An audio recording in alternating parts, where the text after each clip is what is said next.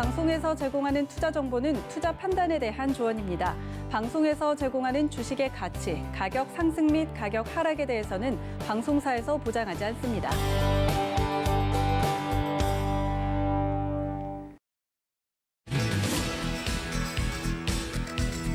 안녕하세요. 베스트 트레이딩맨 거래자들 진행의 도지은입니다.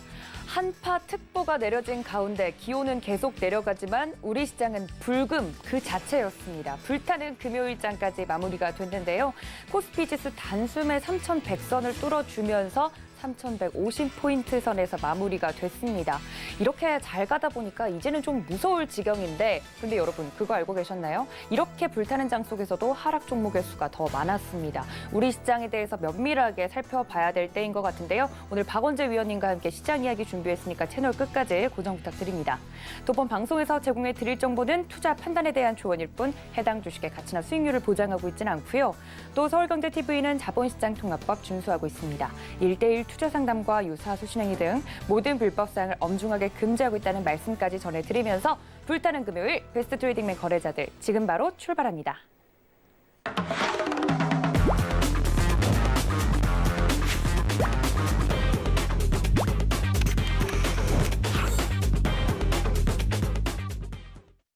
네, 배트맨의 영원한 정신적 지주시죠. 저희 박원재 위원님 모십니다. 위원님 어서 오세요. 안녕하세요.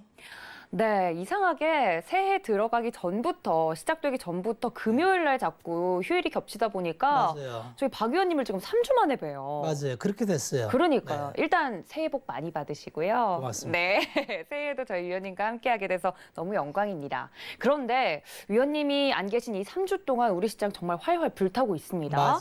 네. 말씀해 주셨던 3,000포인트 단숨에 뚫어주고요. 네. 장중 터치를 하고 나니까 이제 거침없이 올라가고 있는데 네. 이제는 이 랠리가 언제까지 이어질지가 제일 궁금한 것 같습니다. 일단 오늘 시장 그리고 최근 시장 어떻게 보셨어요? 거꾸로 한번 좀 몇 가지 물어볼게요. 네, 3,000포인트는 이제 누구나 다 처음 겪는 거니까 그렇죠.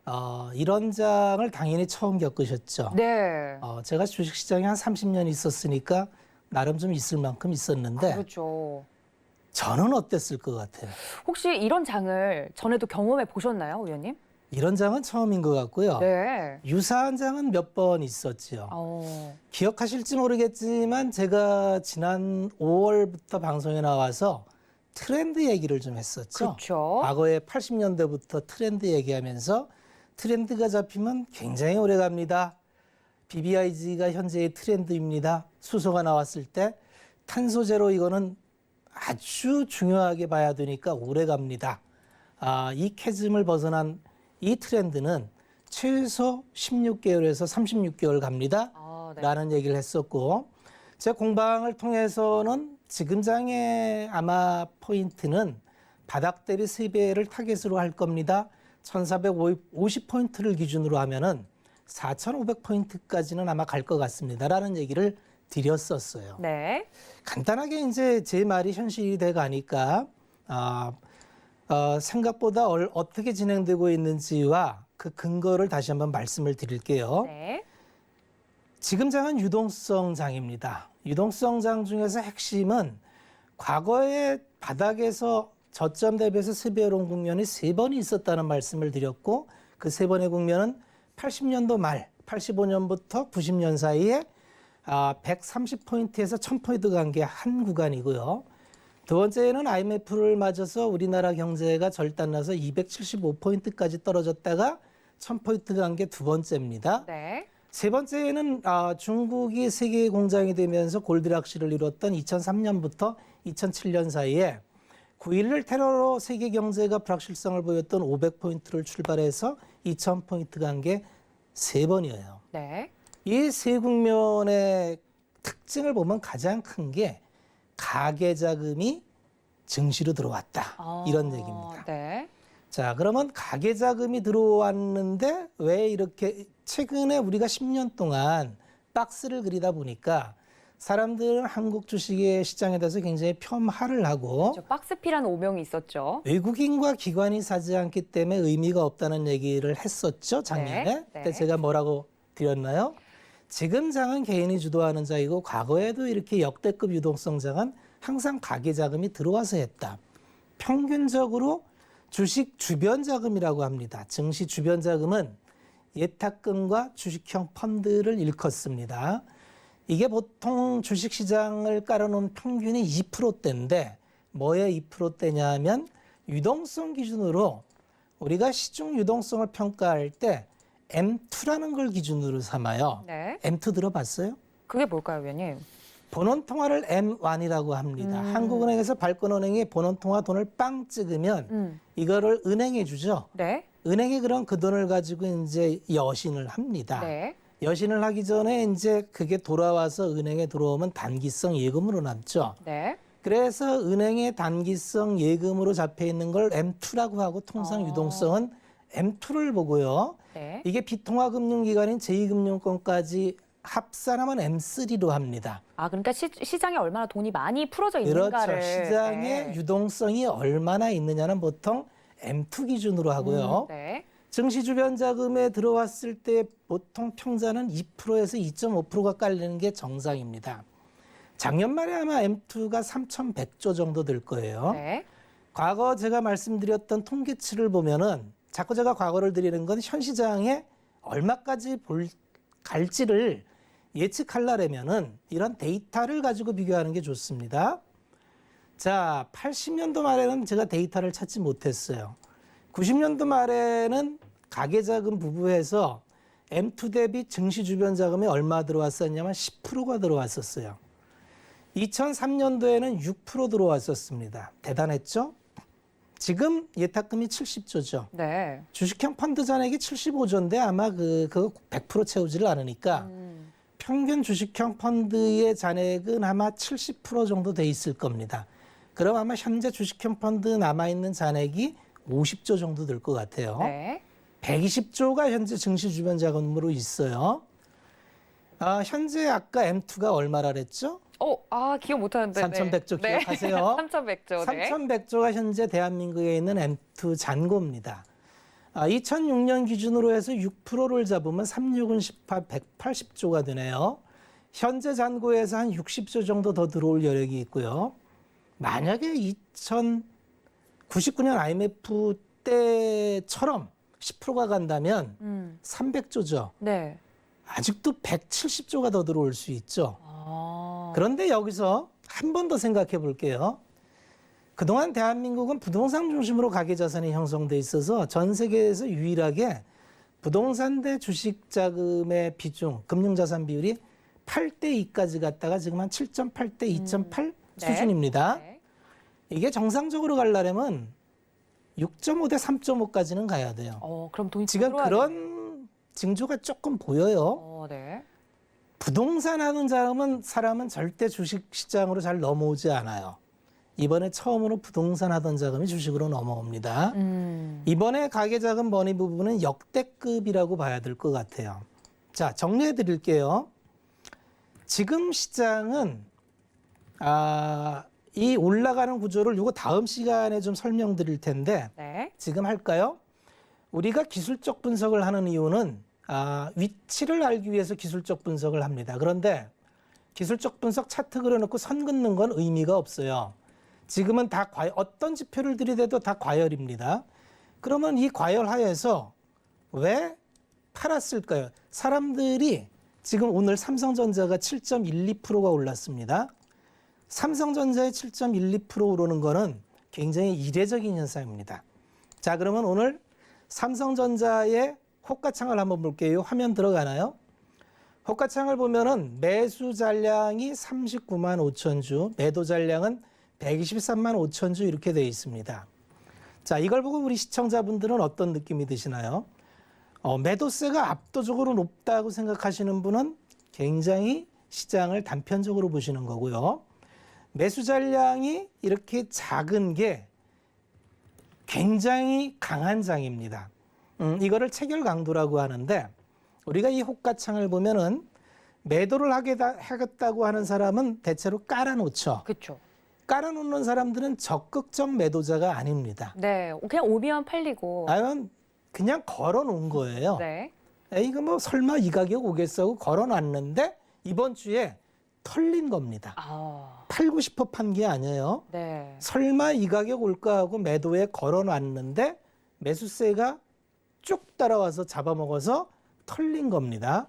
지난 3월 달에는 거꾸로였죠. 네. 사고 싶어서 산 게 아니라 그냥 사진 거죠. 대놨는데 네. 들어온 거예요. 네. 한마디로 사고 싶어 사지 않았는데 그거를 험매수라고 이걸 험매도라랍니다.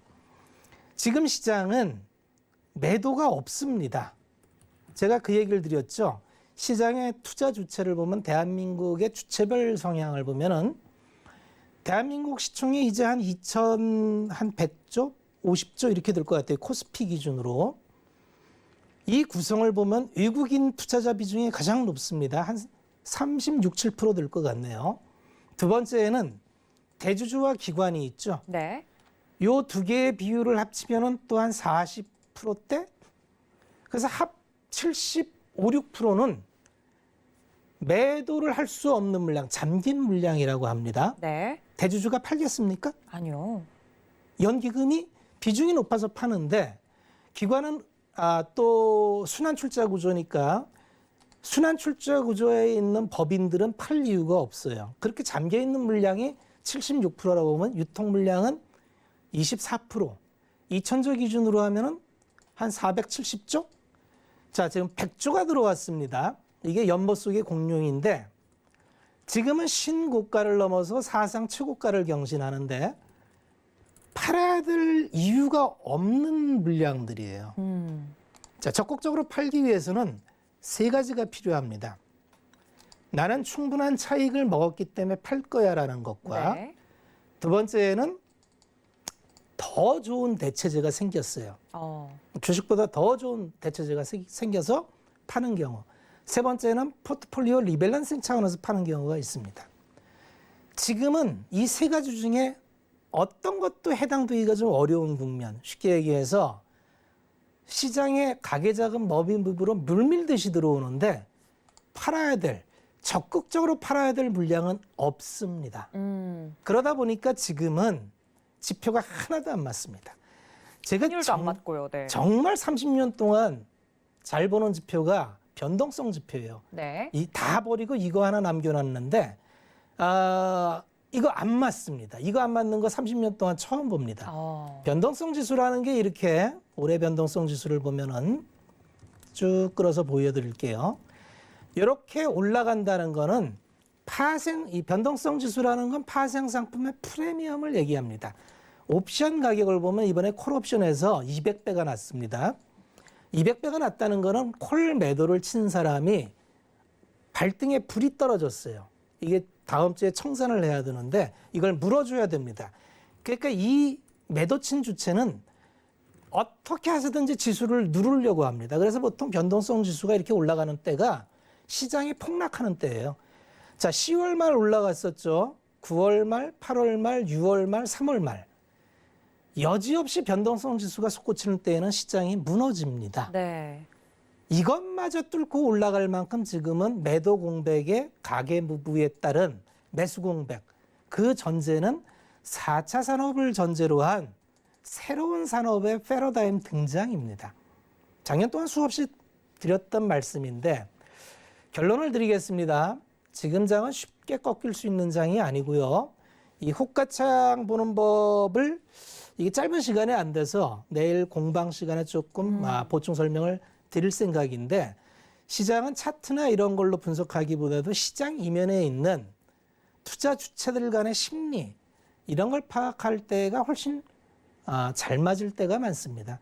지금은 매도 공백에 따른 매수 우위, 황소가 지배하는 시장이다.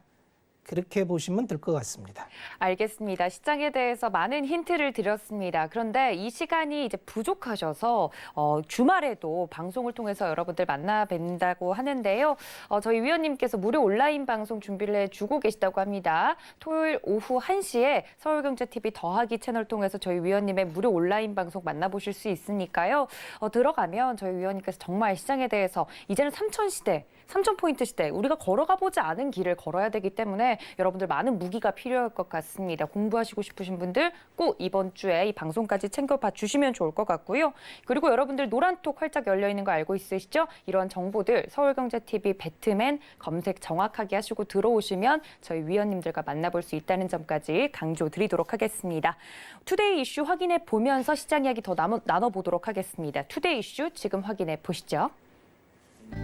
네, 시장이 정말 강합니다. 말씀해 주신 것처럼 흰 소의 해를 이제 기념해서 시장이 더욱더 잘 가고 있는 것 같은데 코스피 오늘 3,152포인트 선에서 마감이 됐고요. 거래 대금도 폭발하고 있습니다. 이 랠리가 어디까지 지속될지 이야기 계속 나눠보고요. 두 번째는 삼성전자와 더불어서 오늘 굉장히 잘 나갔던 현대자동차 그룹주들 전망에 대해서도 여쭤보겠습니다.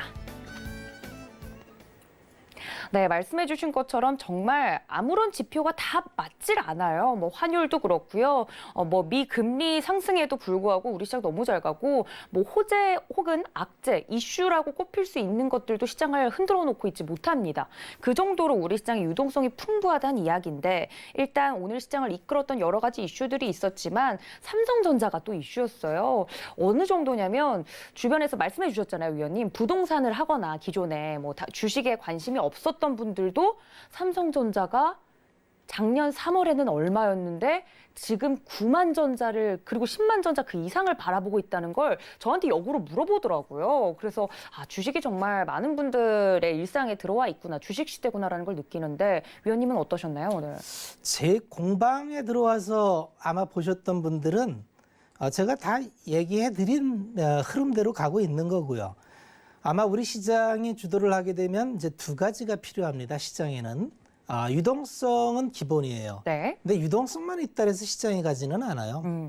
유동성은 일본에도 있고 유럽에도 있고 뭐 다 있어요.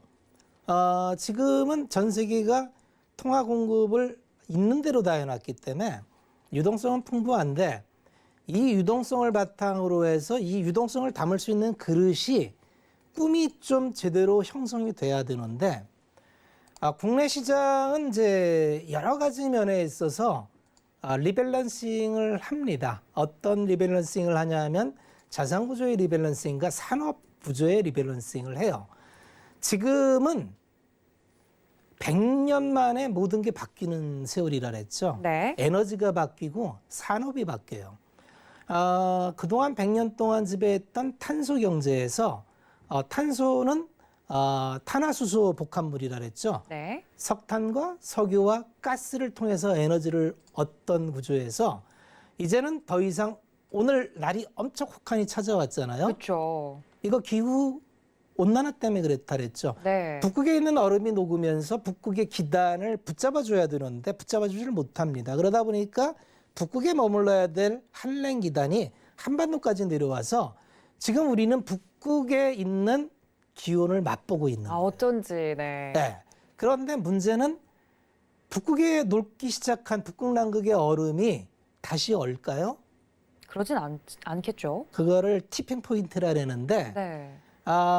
기후협약은 왜 출발했냐 하면 우리가 1800년대에 이제 1차 산업혁명 시대가 오면서 인류는 농경사회에서 산업화 사회로 진입을 합니다.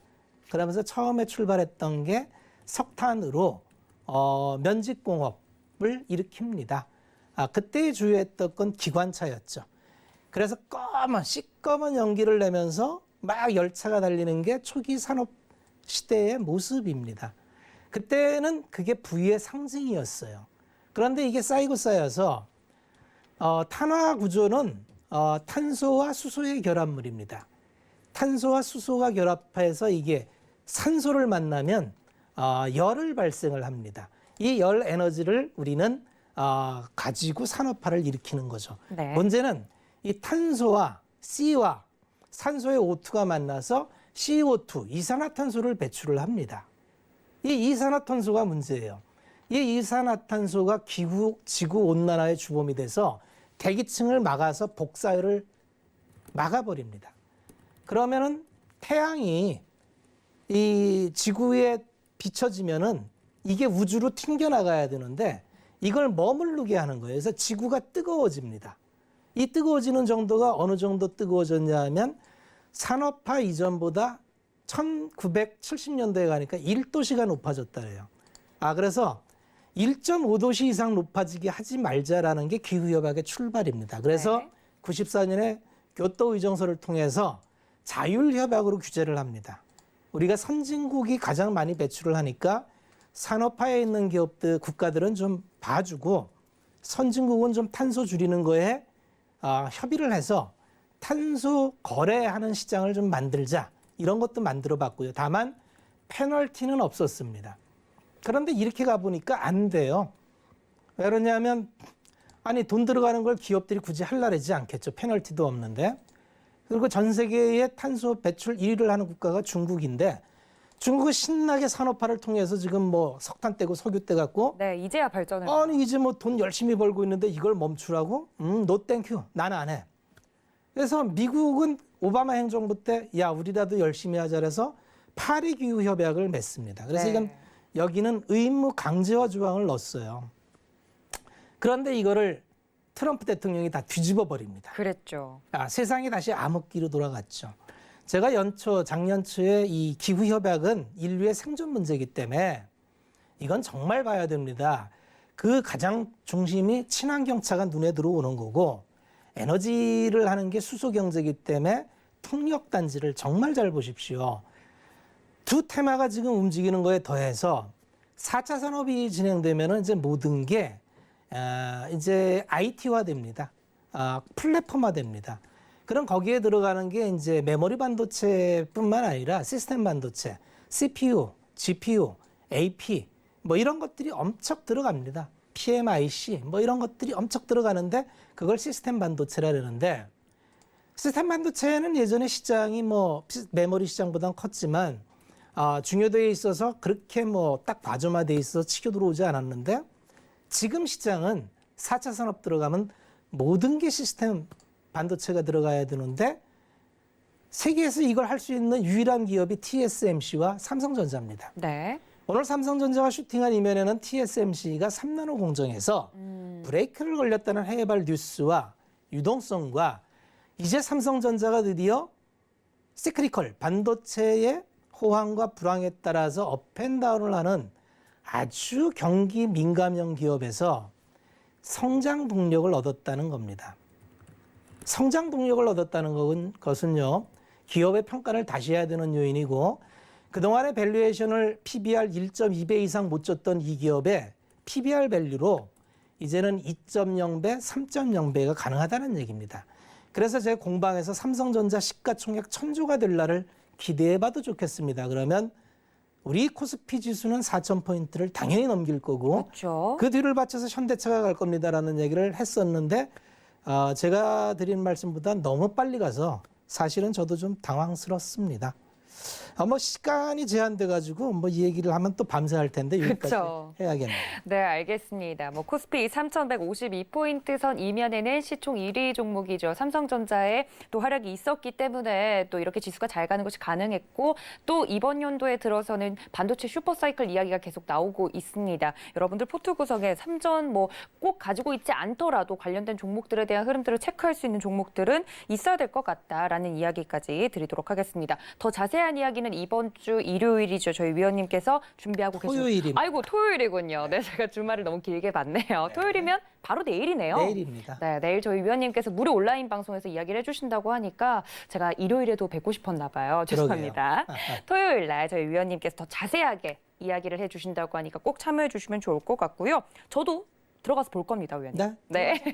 좋은 내용 나갈 겁니다. 알겠습니다. 필기까지 해가면서 들어보도록 하겠습니다. 자, 그렇다면 삼성전자 이야기를 했으면 두 번째 이슈인 현대자동차 이야기로 넘어가 보도록 하겠습니다. 뭐 워낙에 최근에 잘 가기도 갔지만 오늘 같은 경우는 현대차가 또 애플과 이 자율주행 전기차를 공동 개발한다는 소식에 장 초반부터 급등을 해주는 모습이었습니다. 뭐 애플카 이야기가 나온 지 얼마 되지 않았는데 현대차와도 협업을 할 수 있다는 소문만으로 지금 급등을 한 겁니다. 현대그룹주 자체가 수소차 시장을 좀 먼저 선점하려는 그런 노력을 하는 그룹이기도 했잖아요. 여러 가지 섹터군들로 최근에 현대차가 묶이고 있던데 오늘 이슈는 어떻게 보셨을까요? 이제 현대차도 삼성전자하고 마찬가지로 제가 왜 삼성전자 다음에 현대차를 봐야 됩니다. 라고 말씀을 드리냐면 그 근거는요. 꿈입니다. 그리고 확정적 사건입니다. 제가 도하나한테 이제 계속 드리는 게 시장을 볼 때는 인과를 봐라. 네. 그리고 가급적이면 확정적 사건 중심으로 봐라. 네. 자율주행차는 확정적 사건일까요? 아닐까요? 저는 자율주행차가 꼭 나왔으면 좋겠어서 확정된 사건이라고 믿고 싶네요. 확정적 사건입니다. 네. 세상의 모든 방향이 그쪽으로 가고 있고요. 그러면 애플은 왜 자동차 산업을 하려할까요? 글쎄요, 애플 같은 경우는 지금은 전자기기가 네. 더 유명하니까. 근데 이제 앞으로 자율주행 플러스에서 전기차 시대가 오면 네. 애플이 뭔가 나도 할 수 있을 것 같다 이런 생각을 들지 않을까요? 아주 좋은 생각이에요. 네. 그렇지만 보다 본질적으로는 네. 애플은 플랫폼 기업이에요. 아, 플랫폼 기업이라는 거는 자기의 자체의 소프트웨어, 이를테면 애플 클라우드 생태계가 있습니다. 애플 클라우드 생태계, 플랫폼 기업들은 어떻게 영토를 확장하느냐 하면 디바이스가 확장돼야 영토가 확장이 됩니다. 네. 지금까지는 스마트폰이 주된 생태계였어요. 그랬죠. 그런데 인터넷이 침투하지 못하는 몇 공간이 있는데 자동차는 인터넷 공간에 침투할 수 없었죠. 운전 중에 인터넷 할 수 있나요? 그죠. 방해 요소였죠. 큰일 나죠. 네. 그런데 자율주행이 된다면 음, 운전자는 차 안에서 무엇을 할까요?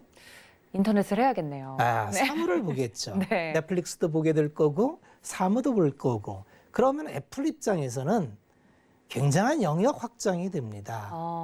애플이나 마이크로소프트나 구글이나 네이버, 카카오 이런 기업들이 자율주행차에 관심을 갖는 거는 본인들이 갖고 있는 플랫폼 영역의 확장으로서 새로운 디바이스인 자율주행차를 놓칠 수가 없는 겁니다. 자, 그러면 완성차 입장에서는 뺏기는 것과 얻는 게 있습니다. 지금까지는 지키고 싶었던 자의 영역이었어요. 마치 디지털 카메라가 나왔는데 끝까지 전통을 고수했던 코닥사가 몰락한 것처럼 전통의 명차, 명가 유럽 차들은 지금 굉장히 큰 딜레마에 빠져 있습니다. 네. 명품차의 품위는 내연기관과 럭셔리한 인테리어에 있습니다. 그랬죠. 그런데 이게 지금 하루아침에 가치가 사라질 위기에 처해 있으니 이걸 가급적이면 지원하고 싶었는데 생각지도 않게 테슬라가 너무나 빠르게 자율주행 모드로 들어왔던 거예요. 네. 작년에 이슈였죠. 그래서 제가 이제 이 얘기를 계속 드렸어요. 스마트폰을 처음 아이폰이 나왔을 때 제2의 팔로업이 중요했다. 왜냐면 스마트폰, 아이폰은 자기의 생태계를 구축했는데 또 다른 생태계인 안드로이드 생태계가 나왔을 때 이 안드로이드를 채택해서 가장 빨리 정착하는 기업이 이 시장을 먹을 것이다. 근데 삼성전자가 그걸 캐치해서 가장 팔로업을 빨리 했죠. 이제 자동차에서 그 역할을 누가 할 것인가가 중요한데 개인적으로 현대 기아차가 가장 유력한 후보다는 생각을 했습니다. 네. 왜 그러냐면 플랫폼 기업들이 스스로 자동차를 풀 라인업으로 제조할 일은 없습니다. 여기는 OEM을 할 거예요. 유주를 준다는 얘기죠. 유주를 주기 위해서는 몇 가지가 필요한데 첫째는 레퍼런스가 필요합니다. 전기차를 풀 라인업으로 해본 경험이 있는 차. 그런 게 필요하고요. 두 번째는 원가 경쟁력이 뛰어나야 됩니다. 수직 라인업이 잘 돼 있어야 되고요. 세 번째는 미국의 공장을 가져야 됩니다. 애플 차는 앞으로 모든 게 리쇼링이라서 유럽의 공장을 갖고 있는 차가 미국 기업에 납품하기는 어려울 겁니다. 그렇게 본다면 미국에 지금 투자하고 있는 기업 중에서 그런 라인업을 갖고 있는 거는 현기차밖에 없습니다. 그래서 제가 처음부터 현기차는 유력한 후보다고 생각을 했고요. 엊그저께 LG전자가 이제 캐나다 기업 매그나하고 합작해서 네. 하겠다는 게 인포테인먼트와 파워트레인, 전기차는 구조가 단순합니다. 내연기관은 한 4만 5천 개의 부품을 갖고 있는데 전기차는 1만 5천 개면 돼요. 그래서 많은 부품사가 사라질 겁니다. 새로 얻는 쪽에 새로운 기회가 나오겠죠. 이게 꿈입니다. 시장은 꿈을 바라보고 달려가게 되어 있습니다.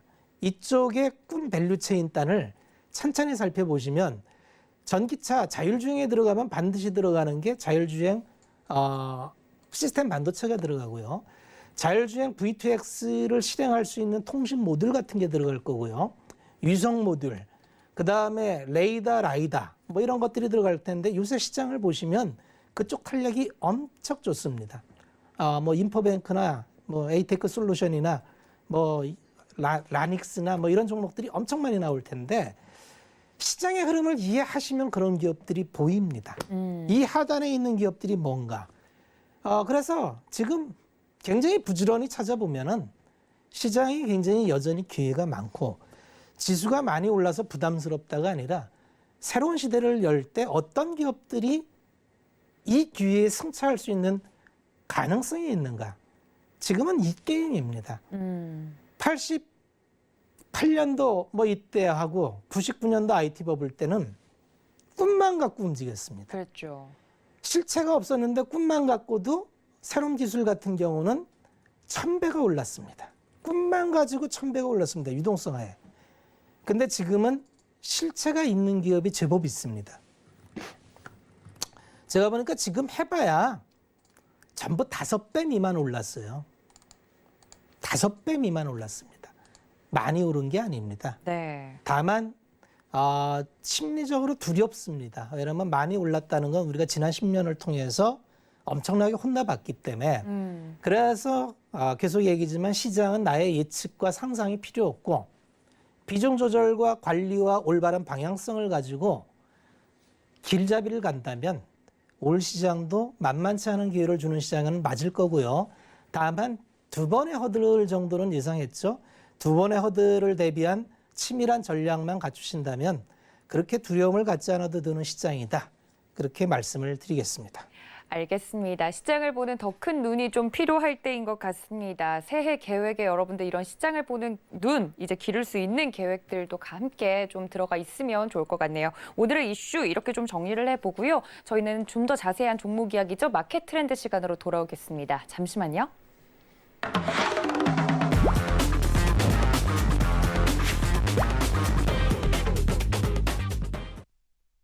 자, 그렇다면 좀 더 자세하게 종목 이야기를 해보면 좋을 것 같습니다. 커다란 이슈는 이랬고, 그렇다면 오늘 움직인 업종 중에 삼성전자와 현대차 두 가지밖에 없다면 어떤 쪽을 좀 더 집중해서 봤어야 됐을까요? 오늘은 차의 날이죠. 그렇죠. 네, 차의 날이죠. 왜냐하면 삼성전자는 삼성전자 혼자 독주였고 네. 소부장은 오늘 다 안 좋았잖아요. 맞아요. 자동차는 다 좋았죠. 다 좋았어요. 네, 다 달렸어요. 뭐 발가락 하나만 걸쳤으면 다 슈팅이 나왔죠. 맞아요. 이걸 잘 이해하셔야 됩니다. 유동성장의 특징은 사실은 시장에 오랜 경험이 있는 사람이 오히려 불리합니다. 오래 경험한 사람들은 과거의 어떤 지표에 기대면 지금 지표 잘 안 맞아요. 그래서 조심조심 하다 보면 많이 놓칩니다. 근데 예전부터 이렇게 유동성장을 용대리 장세라 해요. 아, 네. 증권사 지점 가면은요 수익률이 이렇게 쭉 나오는데 네. 어려운 시장에 부장들이 잘합니다. 아, 근데 이런 유동성장은 대리가 최고입니다. 겁 없이. 그냥 뛰어들- 보이는 대로 그냥 사세요. 잘 갑니다. 잘 갑니다. 왜냐하면 유동성장의 특징이 그래요. 왜냐하면 뭐 이런 장을 딱히 기업 분석해가지고 재무적 평가하고 이러는 게 굉장히 비효율입니다. 그냥 꿈의 방향성에 기대해서 방향성 맞고 재무구조 건전한 정도의 이러면 그냥 발가락 걸치면 쭉쭉 뻗습니다. 네. 무서워요. 그런데 사실 주식시장은 굉장히 습관이 좌우하기 때문에 그게 습관이 안 된 사람은 손이 잘 안 나갑니다. 이걸 안 해봤거든요. 그렇게. 네. 그래서 참 지금은 누구나 어려운 장이에요. 항상 지나보면 쉬운데 지금 또 선택을 해야 되잖아요. 그럼 어떡하라고? 지금 현대차 사라고? 어려운 얘기예요. 사야 돼요, 위원님? 근데 제가 개인적으로 생각할 때는 그게 실현된다면 네. 지금 가격 굉장히 매력적인 가격이에요. 오. 굉장히 매력적인 가격인 게 세상이 다 달라지잖아요. 그렇죠. 거기에 이 부가가치는 우리가 2007년에 스마트폰 처음 나왔을 때 처음엔 다 무시했어요. 아, 그랬어요. 누가 인터넷을 이 이걸로 조그만 한다고. 화면에다가 걸어다니면서 본다고 PC에서 보는 게 그땐 상식이었죠. 인터넷을 누가 이걸 조망만한 데다가 네. 그래도 전송 속도도 느려갖고 뭐 하나 보려면 화면 넘어가면 그렇죠. 또 오래 걸리고. 돈도 엄청 많이 나가고. 예. 지금 근데 5G가 들어오면 전송 속도 어때요? 엄청 빠르죠. 예. 그래서 그동안 우리가 디바이스를 제한했던 모든 게 바뀝니다. 정말 진정하게 자동차가 IT 디바이스로 들어오는 시대가 된다면 현대차는 얼마를 쳐줘야 될까요? 시크릿컬이 아닙니다. 그러니까 기존에 팔았던 자동차 회사가 아니고 자동차 회사로 치면은 고점이 27만 원이죠? 이거 고점 바뀔까 싶어요. 왜냐하면 가격으로 보면은 재무 분석을 하면 이렇게 나올 거예요. 과거에 얼마나 벌었을까 하고 이제 재무 분석을 땅 때려 보면은 2011년도가 가장 좋았을 때인데 8조 벌었어요. 네. 근데 지금 올해 굉장히 좋아진다라는데 한 6조 예상합니다. 뭐야 이거? 과거 제일 좋았을 때보다 못 버네? 이렇게 생각하면 안 된다는 거죠. 동등 재무 비교 플러스 꿈, 드림의 평가는 어려워요. 드림의 평가는 그야말로 꿈이기 때문에 꿈꾸는 사람마다 이 크기가 틀립니다. 그래서 지금 투자가 어렵습니다. 왜냐하면 어떤 사람은 이걸 현실적인 꿈으로 보고 어떤 사람은 몽상으로 보죠. 완전히 몽상가로 보는 거죠. 네. 말도 안 되는 소리를 하고 있어. 어떤 관점으로 보느냐에 따라서 밸류는 달라질 겁니다. 우리 시청자분들은 어떤 관점에 설 수 있을지는 결국 투자자 본인이 많이 스타디하고 공부를 통해서 확신을 갖는 정도에 따라서 이 꿈의 크기가 달라질 겁니다. 그래서 꿈이 없는 사람은 못 삽니다. 꿈이 있는 사람은 살 수가 있는 가격이죠. 정답은 없습니다. 우리는 먼 훗날 결과치로 오늘의 이 선택에 대해서 판단을 받을 겁니다. 네, 지금이라도 현대차 사도 되는지 안 되는지라는 질문 자체가 무색할 정도로 개개인이 보는 시각에 따라서 지금 가격이 매력적일 수도 혹은 부담으로 다가올 수도 있다는 이야기까지 해드렸습니다. 오늘은 정말 자동차의 날이었기 때문에 대표주였던 현대차에 대해서 이야기를 해드렸고요.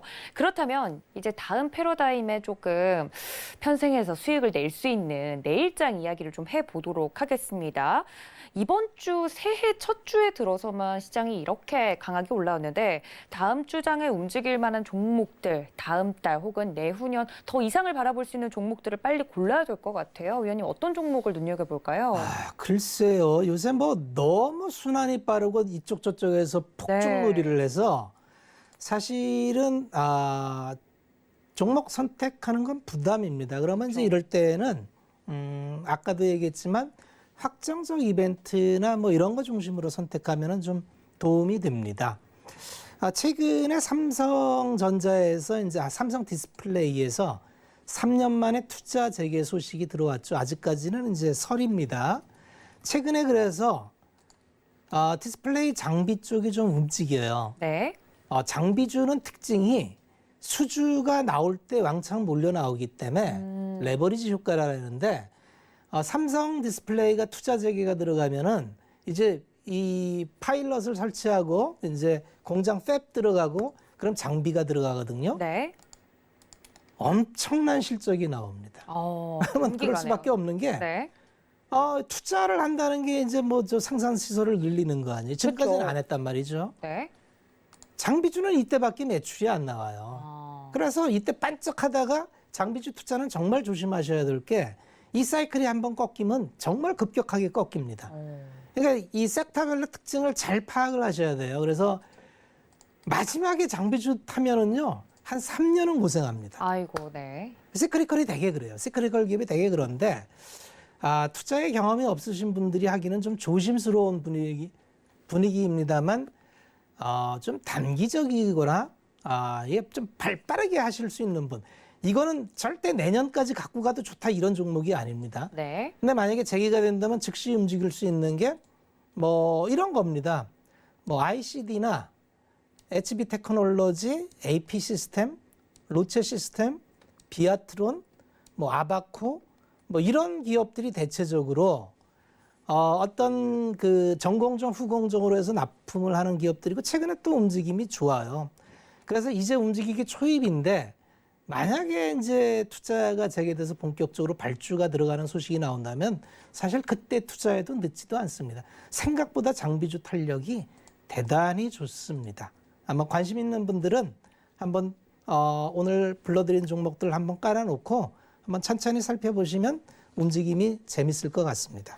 네, 이런 유동성이 풍부한 장 속에서 좀 발빠르게 대응이 이제 가능하다 하시는 분들 디스플레이 관련된 종목들 이야기를 해드렸으니까 참고 부탁드리고요. 그리고 여러분들 노란톡 활짝 열어두고 있습니다. 서울경제TV 배트맨 검색하시고 들어오시거나 하단에 나가고 있는 QR코드 통해서 입장이 가능하니까 많은 입장 부탁드리도록 하겠습니다. 자, 그렇다면 마지막 저희 코너죠. 베스트 스탁 시간으로 돌아오겠습니다. 잠시만요.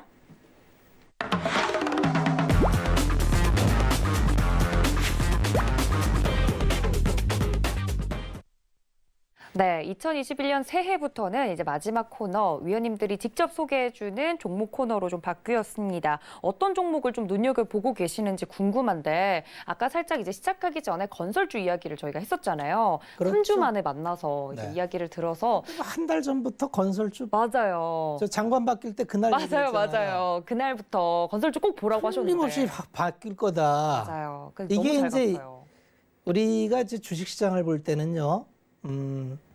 왜 저 사람들은 저렇게 잘 맞출까를 궁금하죠. 그렇죠. 많은 분들이 궁금해하세요. 그러면 저라고 뭐 다른 사람보다 시간을 더 많이 하는 것도 아니고 똑같은 정보를 봅니다. 네. 저도 그때 국토경 장관을 바꾸는 경질 소식을 듣고 직관적으로 이거는 그러면 패러다임이 바뀌겠구나. 그래서 투자를 하실 때는요, 인과관계를 잘 보셔야 돼요. 이런 일이 벌어졌을 때 어떤 결과가 나올까? 이게 인과관계 연상훈련인데, 네. 주식 투자하시면은요, 이런 연상훈련을 해야 됩니다. 이 뉴스를 들으면서, 이랬네, 저랬네, 이러면요, 뉴스를 보는 의미가 없어요. 그래서 뉴스를 볼 때, 우리 투자자분들도 뉴스 다 보잖아요. 그쵸. 네이버 뉴스도 보고, 뭐, 인베스팅닷컴 들어가서도 보고, 요새 정보 홍수니까 특별히 유료 정보를 보는 투자자도 있어요. 비싸게 사야 되는 정보들은 이제 데이터를 가공해서 주거나 뭐 산업별로 유료 정보도 있는 게 있는데 그 정보는 보다 남보다 빠른 정보를 원할 때 이를테면 뭐 BDI 지수나 이런 거 글락슨 지수나 이런 거는 좀 빨리 볼 수 있거든요. 돈 내면. 네. 정보 이용료 굉장히 비쌉니다. 근데 굳이 그런 거 안 봐도 우리가 뉴스에 흘러나올 때 보고도 대처가 가능합니다. 건설주를 보라고 말씀드린 거의 문제의 출발은 주택난이에요. 네.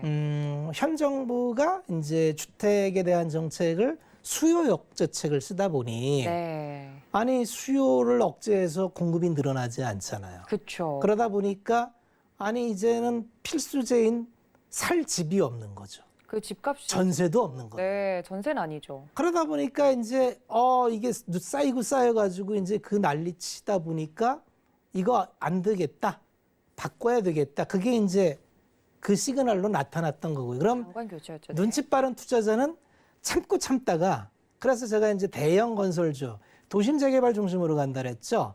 왜 그러냐면 재건축은 현 정부에서 그렇게 용인하는 분위기가 아니에요. 근데 한남 재개발이나 이렇게 노후화된 도심을 재개발하는 쪽은 굉장히 그 성향이 그쪽으로 많이 합니다. 근데 그게 돈이 많이 돼요. 그래서 대형주의 레퍼런스나 자기 지분을 갖고 있는 대형사들은 많이 움직일 겁니다라고 했는데 그게 한 6주 됐어요. 그런데 뭐 보시면 건설주 보면은 뭐 현대건설, 대우건설 뭐 보시면은 다 그다음에 GS건설 다 갔네요. 뭐 안 간 게 없죠. 뭐 현대산업개발 다 이런 류의 좀 대형사들이 이제 그쪽에 강한 기업들이었고요. 네. 그러면 여기서 끝이냐? 끝입니까?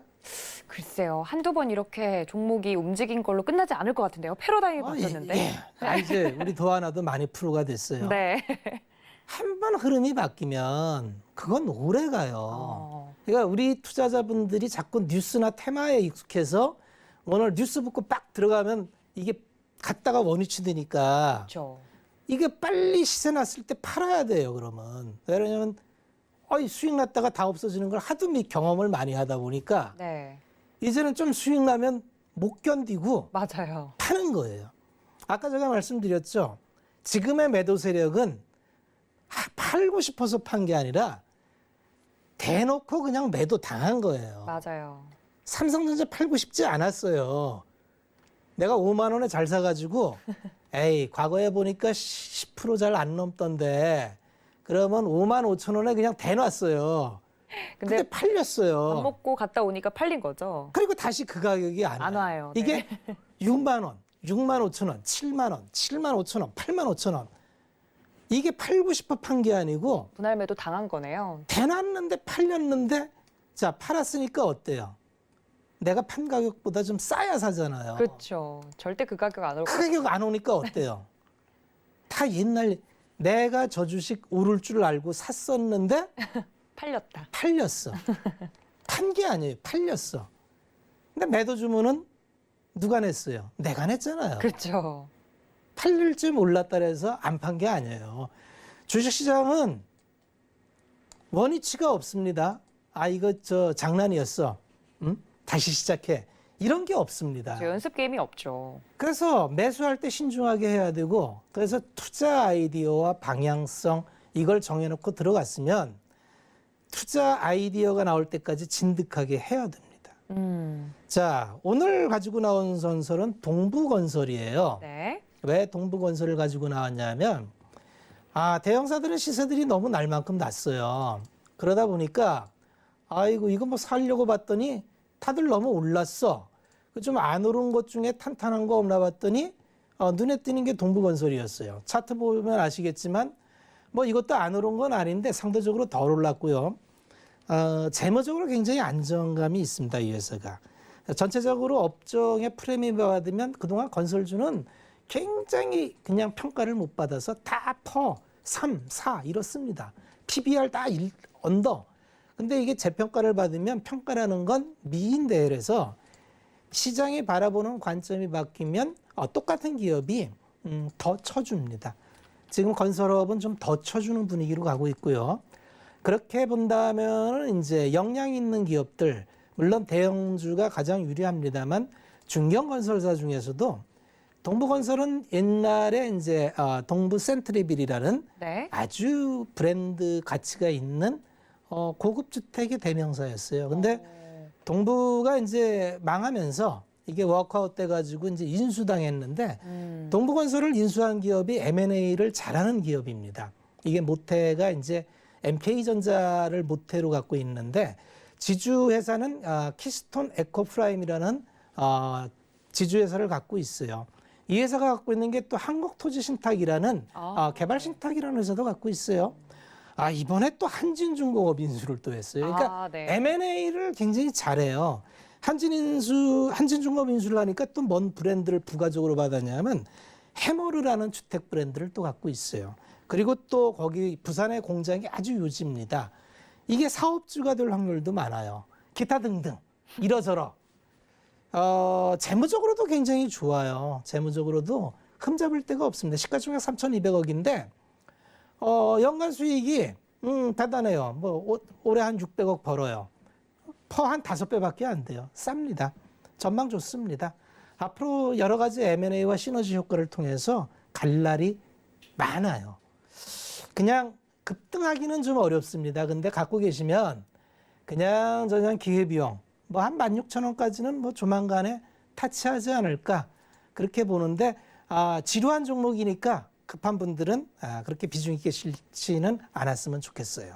알겠습니다. 건설주 중에서도 뭐 메이저 건설주들은 이미 움직였는데 그 중에서도 아직 안 움직인 건설주 그리고 앞으로 갈 길이 구만리인 건설주로 동부건설을 이야기를 해드렸습니다. 하지만 여러분들 좀 긴 호흡이 필요하다고 하는데 그때마다 지칠 때마다 어떻게 위원님과 이야기를 나누지 궁금하신 분들은 노란톡 저희가 열어두고 있겠습니다. 서울경제TV 배트맨 검색을 정확하게 하시고 들어오시거나 하단에 나가고 있는 QR코드 통해서 입장이 가능하니까 들어오셔서 도움 말씀 받아가셨으면 좋겠습니다.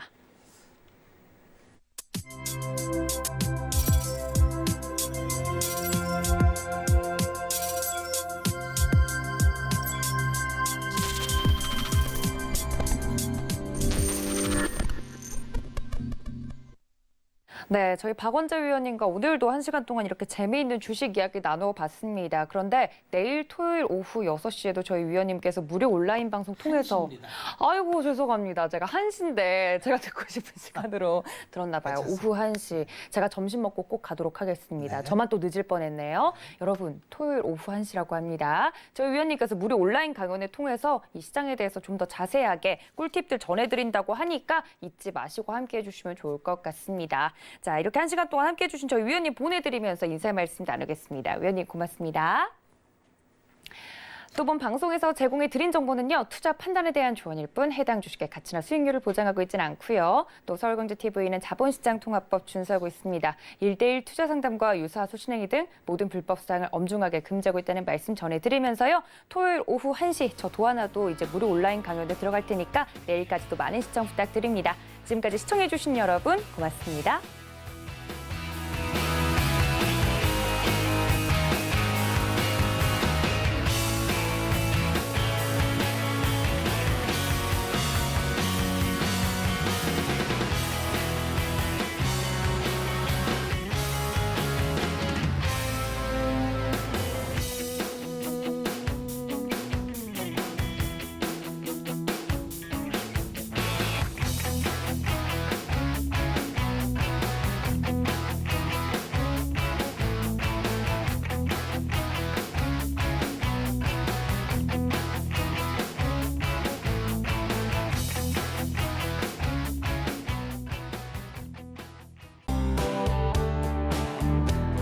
본 방송에서 제공하는 투자 정보는 투자 판단에 대한 조언입니다. 방송에서 제공하는 주식의 가치, 가격 상승 및 가격 하락에 대해서는 방송사에서 보장하지 않습니다.